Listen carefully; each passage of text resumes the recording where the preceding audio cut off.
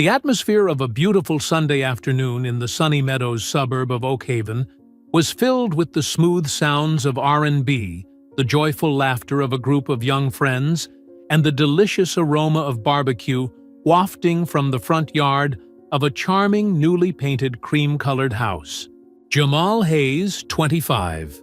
A talented young software engineer with a gentle smile and eyes always sparkling with joy, was personally flipping skewers of meat on the grill, occasionally turning to joke with his close friends.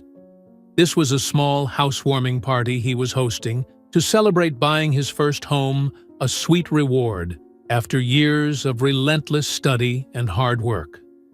But that joy and peace did not last long. Suddenly, 2 Oak Haven Police Department patrol cars' sirens wailing, and blue and red lights flashing incessantly screeched to a halt right in front of Jamal's house, shattering the cheerful, lively atmosphere.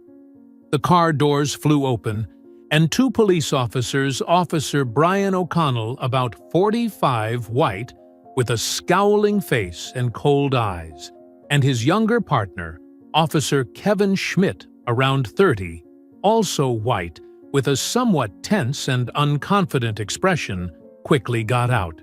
O'Connell's hand was already resting on the holstered handgun at his hip, a clearly threatening gesture. "Everybody freeze, drop whatever you're holding on the ground," Officer O'Connell yelled, his voice hoarse and commanding, drowning out the music and laughter. Jamal Hayes, the host of the party, surprised and a little confused, quickly stepped forward. "Is something wrong, officers? We're just having a little outdoor barbecue to celebrate our housewarming. We received an urgent tip about suspicious activity and possible possession of illegal firearms at this address," Officer Schmidt said, his voice attempting to sound serious and firm, though his eyes couldn't hide a hint of anxiety.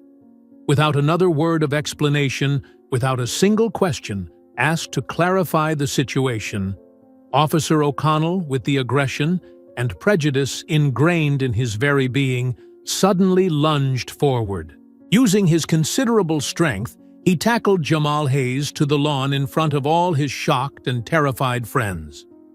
In an instant, Jamal's hands were cuffed tightly behind his back, with cold figure-8 handcuffs.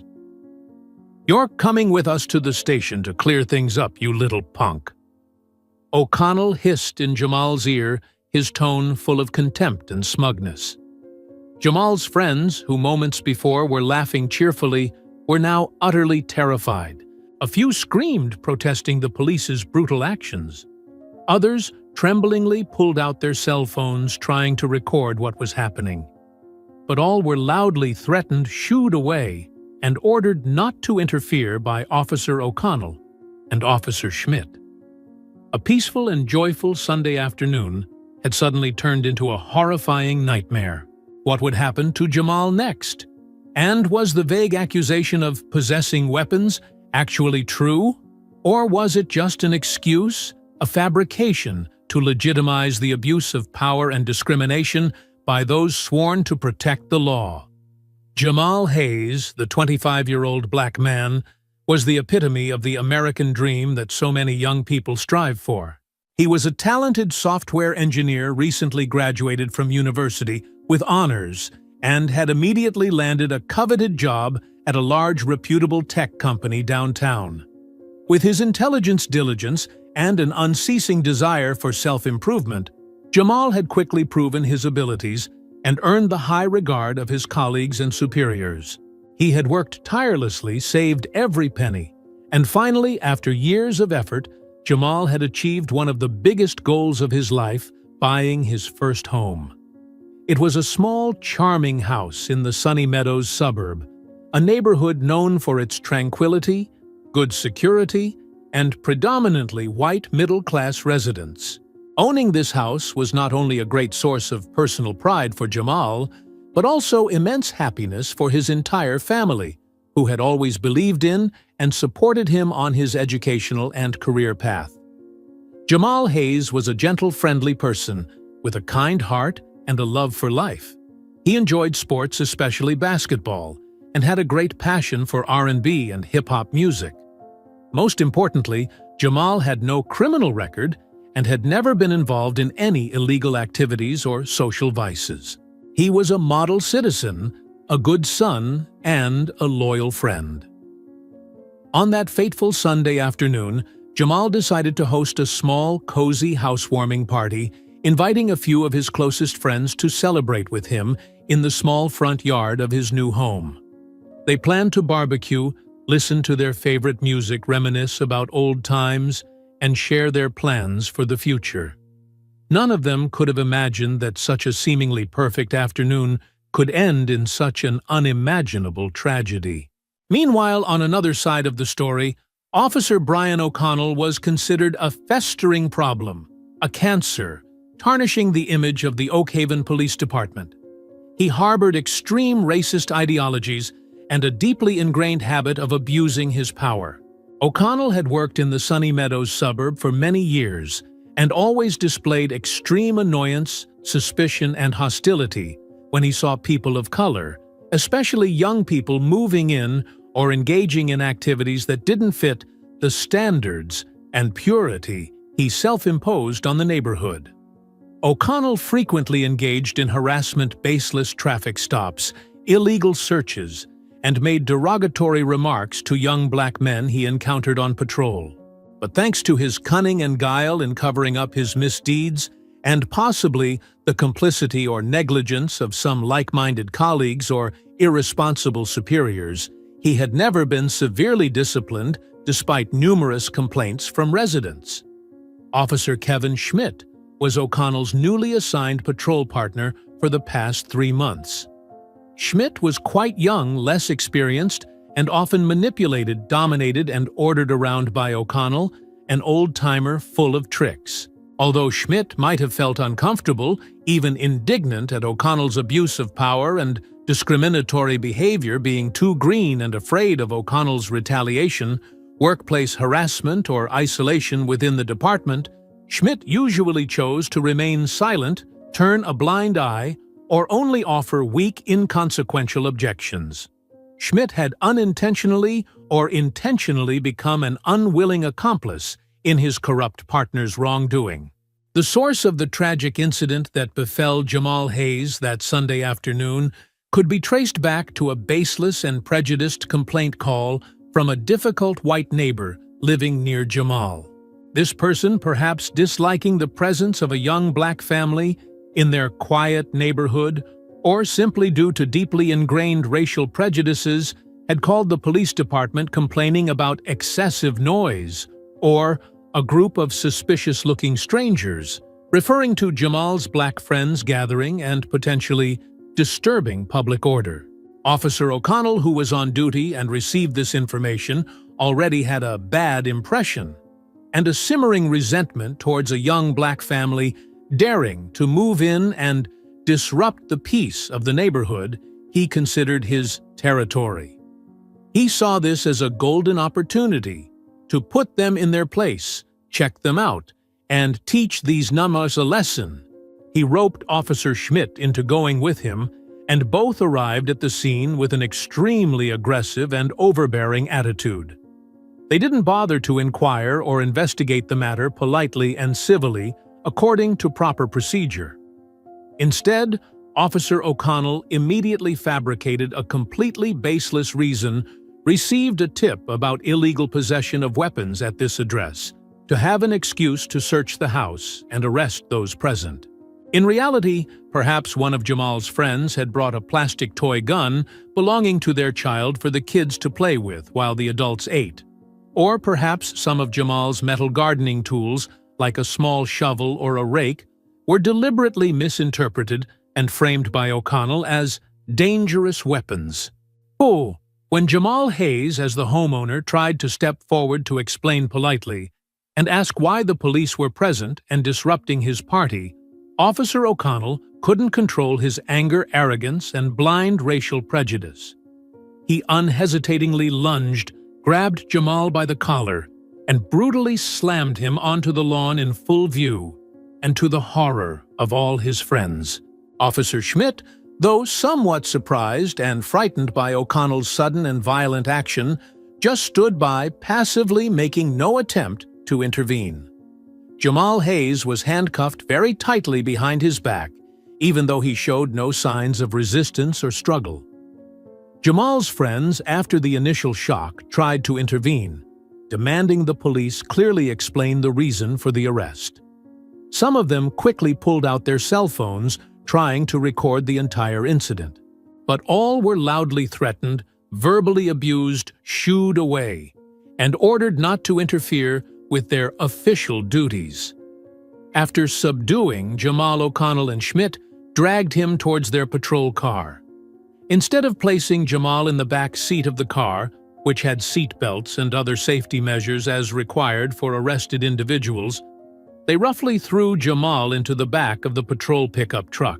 This type of vehicle was typically used only for carrying equipment or K-9 units, completely lacking safe seating seat belts or any measures to ensure the safety of a person being transported in the back, especially when that person was handcuffed and unable to protect themselves.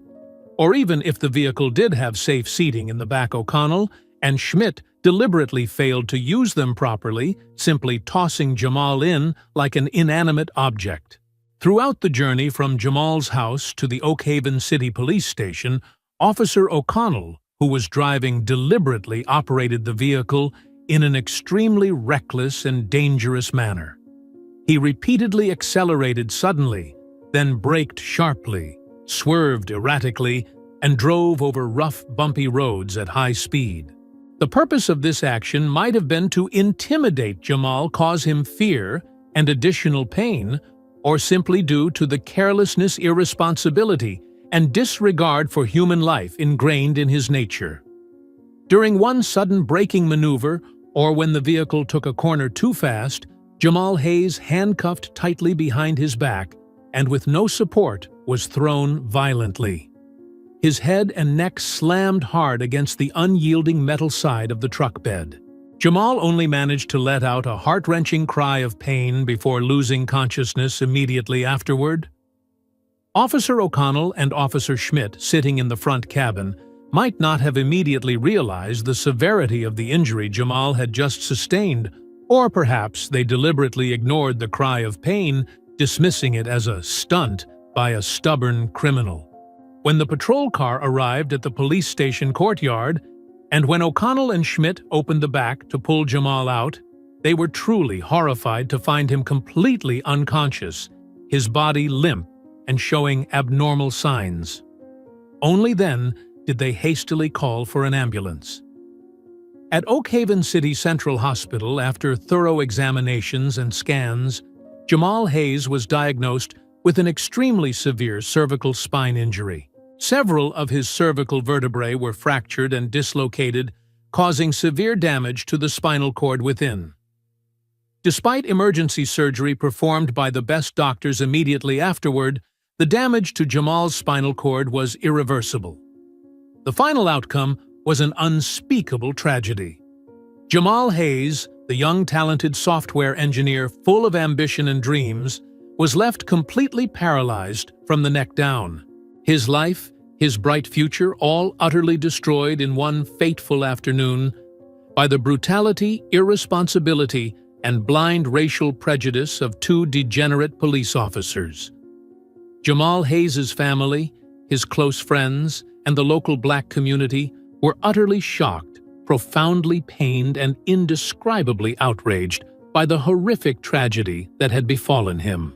They couldn't believe the initial contradictory and seemingly cover-up explanations from the Oak Haven Police Department. Perhaps initially, the police department tried to spread false information, claiming Jamal had resisted arrest violently, or even self-inflicted his injuries during transport. They knew Jamal's character and personality too well. He was a gentle, peaceful person who never picked fights or engaged in violent behavior. He couldn't possibly have resisted the police to the extent of suffering such severe injuries. Short video clips, timely recorded by Jamal's friends on their cell phones during the arrest, quickly began to spread on social media. The images of Officer O'Connell's and Officer Schmidt's brutality and abuse of power ignited a massive wave of outrage and indignation among the public, not only in Oakhaven, but across the nation. Faced with such unacceptable injustice and cruelty, Jamal Hayes' family decided they would not remain silent, would not let their son suffer this injustice alone. They decided to seek legal help to demand justice. They contacted Imani Jordan, a renowned black female lawyer, a powerful and passionate civil rights activist who had extensive experience handling complex cases involving police brutality, abuse of power, and racial discrimination. Attorney Imani Jordan, after carefully listening to the heartbreaking story from Jamal's family and meticulously reviewing the videos and initial evidence they provided, immediately recognized the extreme severity of this case. This was clearly a blatant violation of human rights, with undeniable signs of racial discrimination, intentional infliction of injury, and a level of carelessness and irresponsibility by the police officers during the execution of their duties that bordered on cruelty. She decided to represent Jamal Hayes and his family pro bono to sue the Oakhaven Police Department, as well as officers Brian O'Connell and Kevin Schmidt individually in federal court. Attorney Imani Jordan and her team quickly began conducting an independent investigation parallel to and even more thorough than the Oakhaven Police Department's internal investigation, which was often merely a formality and tended towards covering up for their own. They collected detailed statements from all witnesses present at Jamal's housewarming party on the day of the incident. They also made efforts to find and gather additional video footage from the security cameras of neighboring houses, hoping to capture clearer images of the arrest and the process of Jamal being put into the police vehicle. They also requested and meticulously analyzed Jamal Hayes' complete medical records from the hospital, as well as detailed reports from medical specialists and forensic experts on the mechanism and cause of the severe cervical spine injuries he sustained. And then a crucial, unexpected piece of evidence emerged, completely changing the complexion of the case. Possibly one of Jamal's close friends, in the chaos and fear, had managed to turn on a recording device and discreetly slip it into Jamal's pocket just before he was taken away by the police. This precious audio recording captured all the derogatory remarks, the racially charged slurs uttered by Officer O'Connell and Officer Schmidt during Jamal's transport to the station. It also recorded the loud thuds, the violent impacts inside the pickup truck bed, and possibly even careless, irresponsible statements or even inadvertent admissions by O'Connell and Schmidt right after Jamal was severely injured and lost consciousness.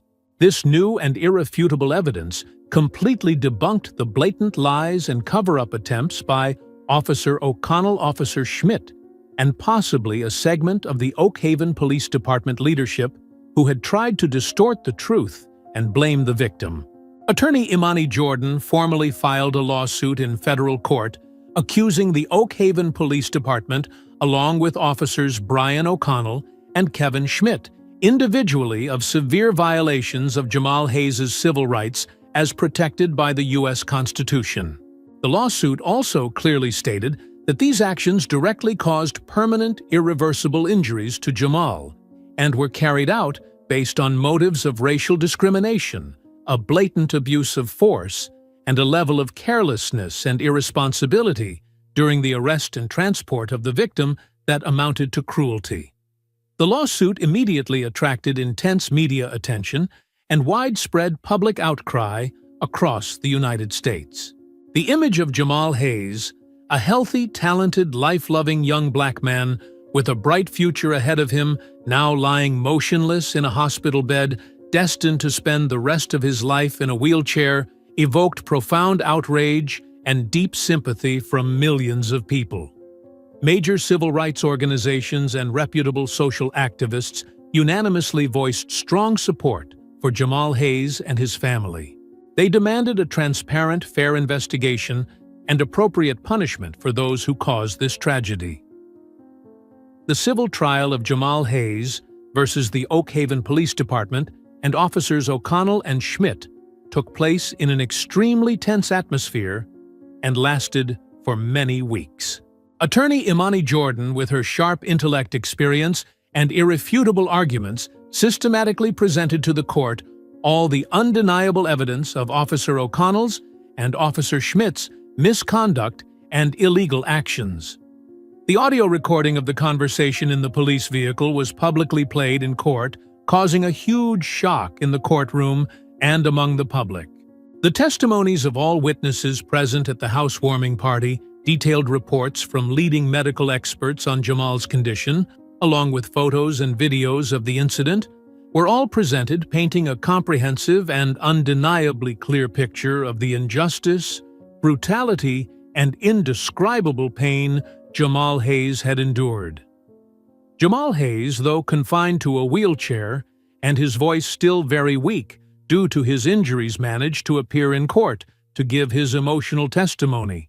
He recounted the entire incident from a victim's perspective, the physical pain, the emotional trauma, and the dreams and aspirations so cruelly extinguished. His presence and heartfelt words touched the hearts of many in the courtroom, including the jury members. Officers O'Connell and Schmidt, under relentless and sharp questioning from attorney Imani Jordan, revealed clear contradictions in their testimonies, their clumsy attempts at justification, and their condescending, disrespectful attitude towards the victim, further fueling the anger of the jury and the public following the trial. Officer Kevin Schmidt, perhaps due to the prolonged trial and a tormented conscience, began to show remorse and gave testimony more damaging to O'Connell, admitting partial responsibility for the incident. During the intense trial, facing the undeniable and catastrophic consequences their actions had inflicted upon an innocent man, Officer Kevin Schmidt may have experienced a belated awakening of conscience. He might have decided not to continue covering for O'Connell's crimes, choosing instead to cooperate more actively with the plaintiff, providing further damaging information about O'Connell, and honestly admitting his own mistakes with a faint hope of receiving some leniency from the court and the victim. After many days of tense and difficult deliberation, the jury finally delivered its historic verdict, a verdict entirely in favor of Jamal Hayes. They concluded that Officer Brian O'Connell and Officer Kevin Schmidt had committed serious abuses of power, used excessive force, and demonstrated a level of carelessness and irresponsibility during the arrest and transport of Jamal Hayes that was cruel and led to his permanent irreversible injuries. The jury also acknowledged that the officers' actions contained clear elements of racial discrimination. The court, based on the jury's verdict, officially declared that the Oak Haven Police Department, along with officers Brian O'Connell and Kevin Schmidt, individually were fully liable and must compensate Jamal Hayes for damages. Immediately following the court's verdict, Officer Brian O'Connell and Officer Kevin Schmidt were fired instantly and permanently from the police force, with no chance of ever again wearing the uniform of a law enforcement officer. The court also ordered the Oak Haven Police Department to pay Jamal Hayes $100 million in damages. Though justice to some extent had been served, no amount of monetary compensation, no sentence could ever fully make up for the horrific losses Jamal Hayes and his family had suffered. His life, his future, had been forever changed by one fateful afternoon. He would spend the rest of his life in a wheelchair, with physical pain and emotional scars that would never fade. However, Jamal Hayes' successful lawsuit brought a glimmer of faith, a fragile ray of hope in the legal system. It also set an important legal precedent for many similar cases that might occur in the future, and served as a powerful warning to those intending to abuse power or discriminate. The Oak Haven Police Department, after this shocking scandal, was forced to implement extensive and comprehensive reforms throughout its operations, from recruitment and training on anti-discrimination and public interaction skills to strengthening oversight mechanisms, inspections, and police accountability. Jamal Hayes, with the unwavering support of his family, close friends, and the entire community, began a new journey. a new life full of difficulties and challenges, but he never gave up hope. He might become a social activist, an inspiration, using the tragic story of his life to fight for change, for a more just, more compassionate society where no one else has to become the next victim of injustice and brutality. The lesson learned: blind prejudice and abuse of power, even in a fleeting moment, can destroy a life and leave scars that never heal. Justice may come late, may never be perfect, but it must come. And each of us, every member of society, has a responsibility to speak out to fight against injustice so that no one else becomes the next victim of cruelty and inhumanity. How do you feel about the final court verdict in Jamal Hayes' case? Do you think the officer's dismissal and the $100 million compensation are truly sufficient to make up for what Jamal Hayes and his family lost? If you were a juror in that trial, would you have reached a different verdict? Do you think these police officers should have faced even harsher criminal sentences, regardless of whether they showed remorse or not? What thoughts and emotions does Jamal Hayes' tragic story evoke in you regarding the ongoing issues of racial discrimination and police brutality in many parts of the world today? In your opinion, what can each of us do, even in the smallest ways, to contribute to building a truly just, safe, and dignified society for everyone?